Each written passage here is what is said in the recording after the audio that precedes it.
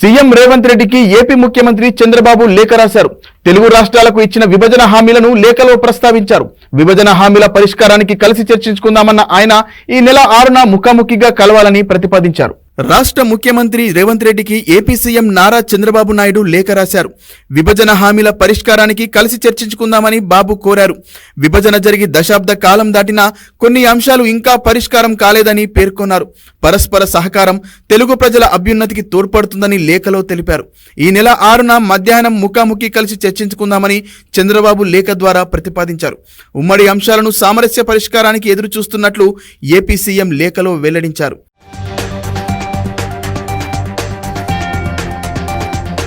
ఈ నేపథ్యంలో చంద్రబాబు విజ్ఞప్తికి సీఎం రేవంత్ రెడ్డి సానుకూలంగా స్పందించినట్లు తెలుస్తోంది. ఏపీ సీఎం విజ్ఞప్తికి రేవంత్ సానుకూలంగా స్పందించడంతో ఈ నెల 6న 2 తెలుగు రాష్ట్రాల సీఎంల భేటీ జరగనుంది. హైదరాబాద్లోని ప్రజాభవన్లో చంద్రబాబు రేవంత్ రెడ్డి భేటీ అయ్యే అవకాశం ఉంది. ఈ సమావేశంలో రాష్ట్ర విభజన అంశాలు, ఏళ్లుగా పరిష్కారం కాకుండా ఉన్న అపరిష్కృత టాపిక్స్ పై ఇరువురు చర్చించనున్నట్లు టాక్. కాగా తెలుగు రాష్ట్రాల సీఎంల భేటీ 2 స్టేట్ పొలిటికల్ సర్కిల్స్ లో హాట్ టాపిక్ గా మారింది. రాజకీయాల్లో తెలంగాణ సీఎం రేవంత్ రెడ్డిని చంద్రబాబు శిష్యుడిగా పిలుస్తుంటారు.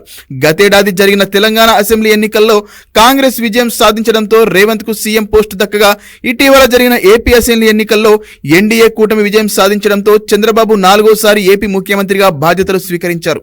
ఈ క్రమంలో గురు శిష్యులు ఇద్దరు సీఎంల హోదాలో ఫస్ట్ టైం భేటీ కావడం 2 తెలుగు రాష్ట్రాల రాజకీయ వర్గాల్లో ఇంట్రెస్టింగ్ టాపిక్ గా మారింది.